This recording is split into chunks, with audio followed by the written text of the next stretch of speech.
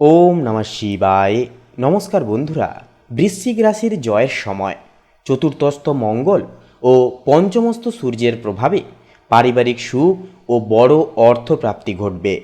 বৃশ্চিক রাশির জন্য 22 এপ্রিল থেকে 26 এপ্রিলের এই সময়কালে চতুর্থস্থ শত্রুবিলাসী মঙ্গলের হংকার এবার কি শত্রুরা আপনার পায়ে লুটিয়ে পড়বে, নাকি আপনারা জীবনে অন্যতম রাস্তা খুঁজে পাবেন? তা প্রত্যেকটা বিষয়বস্তু নিয়ে আজকের এই আপডেট আমরা শুরু করছি। তো বন্ধুরা বলি, আপনারা যদি বৃশ্চিক লগ্নের জাতক জাতিকা হয়ে থাকেন, অবশ্যই আজকের এই আপডেটটি মনোযোগ সহকারে শুরু থেকে শেষ পর্যন্ত অবশ্যই দেখবেন।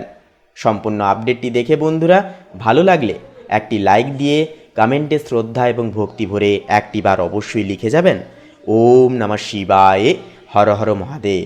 তো বন্ধুরা, জ্যোতিষশাস্ত্রের গাণিতিক অবস্থান অনুযায়ী 22 এপ্রিল থেকে 26 এপ্রিল এই সময়কালে বৃশ্চিক রাশির জাতক জাতিকাদের জন্য অত্যন্ত প্রভাবশালী হয়ে উঠতে চলেছে। আপনার রাশির চতুর্থ ঘরে একান্তই আপনার রাশির অধিপতি মঙ্গল ও বুদ্ধির কারক বুধ এবং রাহু অবস্থান করছেন। চতুর্থ ঘরটি হলো সুখ, সম্পত্তি এবং মাতৃত্বম স্থান। এখানে মঙ্গল ও রাহুর উপস্থিতি আপনাকে স্থাবর সম্পত্তি বা ঘরোয়া কোনো বিবাদে এক প্রচণ্ড সাহসী সিদ্ধান্ত নিতে সাহায্য করবে। আপনার পঞ্চম ঘরে সূর্য ও শনিদেবের অবস্থান আপনার সৃজনশীলতা ও বুদ্ধিকে অত্যন্ত শৃঙ্খলাপরায়ণ এবং গম্ভীর করে তুলবে।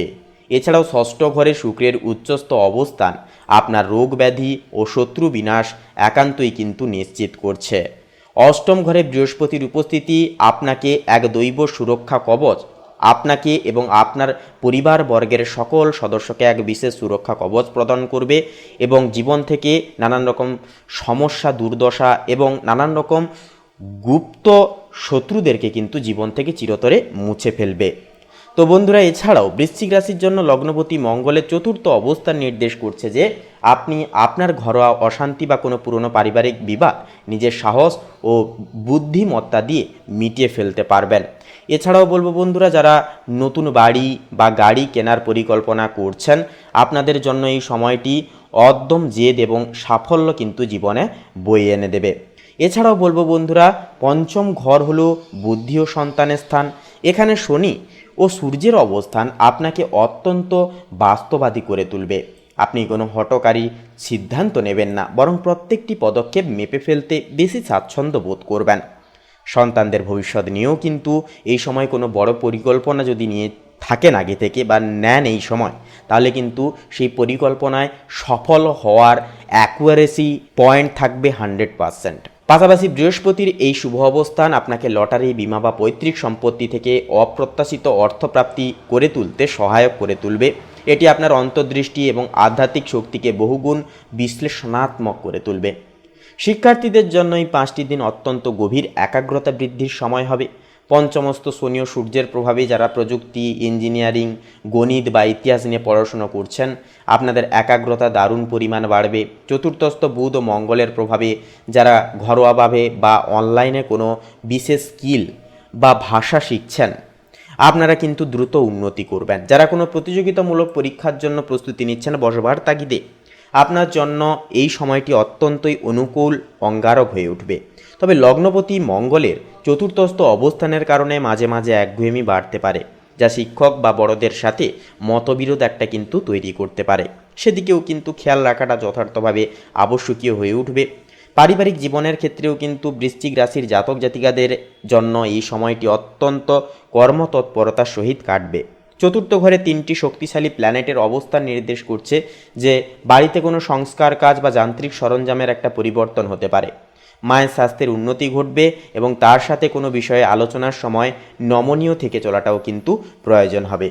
সামাজিক ক্ষেত্রে আপনার সাহসী মন্তব্যের জন্য আপনি প্রশংসিত হবেন এবং প্রভাবশালী ব্যক্তিদের সাথে আপনার যোগাযোগ দক্ষতা বৃদ্ধি পাবে।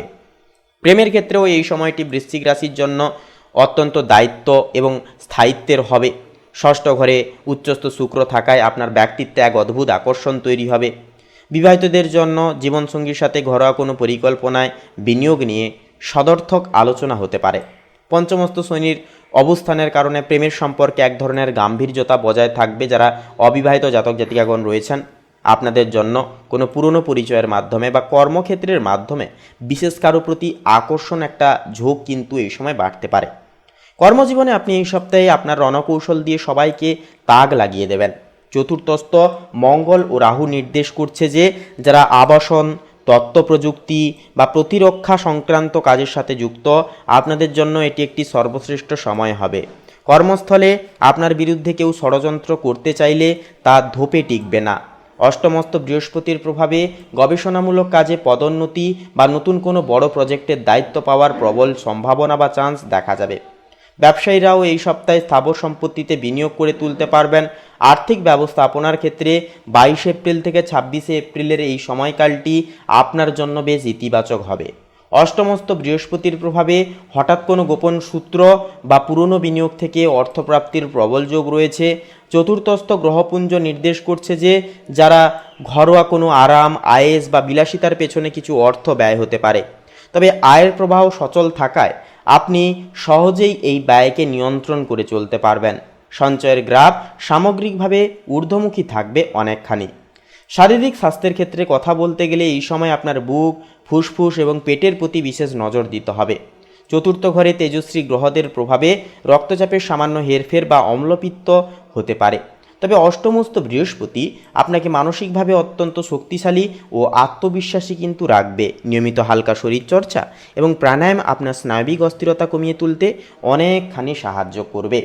সামগ্রিকভাবে 22 এপ্রিল থেকে 26 এপ্রিলের এই বিশেষ সময়কালটি বৃশ্চিক রাশির জন্য ভিত্তি মজবুত করার সময় হবে। শিক্ষার্থীদের জন্য এটি একটি লক্ষ্যভেদের দারুণ দুর্দান্ত সুযোগ নিয়ে আসবে। চতুর্থস্থ মঙ্গল ও রাহু আপনাকে ঘরোয়া ও বৈষয়িক সুখ এনে দেবে এবং অষ্টমস্ত বৃহস্পতি আপনার ভাগ্যকে অনেকটাই কিন্তু সুরক্ষিত প্রদান করবে। এই সপ্তাহে আপনার প্রধান শক্তি হবে আপনার সাহস এবং অটুট মনোবল। বন্ধুরা, আজকের এই পর্বটি এই পর্যন্ত। অবশ্যই বলবো আপনারা এই সময় গুরুজনদের বিশেষ কিছু পরামর্শ মেনে চলবেন। গুরুজনদের আশীর্বাদ প্রত্যেকটা শুভ কাজে বেরোনোর পূর্বে আপনারা নিয়ে তারপরে বাড়ি থেকে বেরোবেন। তাছাড়াও বলবো বন্ধুরা, যতটা আপনারা ডেডিকেশন মাফিক চলবেন, ভাগ্য কিন্তু আপনাদের ফুল সাপোর্টে থাকবে। যতটা আপনারা ডেডিকেশন মাফিক এগোতে পারবেন এবং যতটা এনার্জি আপনাদের মধ্যে থাকবে, ততটাই কিন্তু এই সময় আপনারা লাভ জীবনে পরিব্যাপ্ত করতে পারবেন। তো বন্ধুরা, আজকের এই পর্বটি ভালো লাগলে অবশ্যই একটি লাইক দিয়ে আমাদের এই ভাগ্যবিচার চ্যানেলটিকে সাবস্ক্রাইব করে কমেন্টে শ্রদ্ধা এবং ভক্তি ভরে একটিবার অবশ্যই লিখে যাবেন ওম নমঃ শিবায়, হর হর মহাদেব, জয় দেবাদিদেব মহাদেবের জয়। অবশ্যই ভক্তি এবং শ্রদ্ধা প্রতিবেদনতে একটিবার অবশ্যই লিখে যাবেন। আপনারা ভালো থাকুন, সুস্থ থাকুন, সচেতন থাকুন। নমস্কার।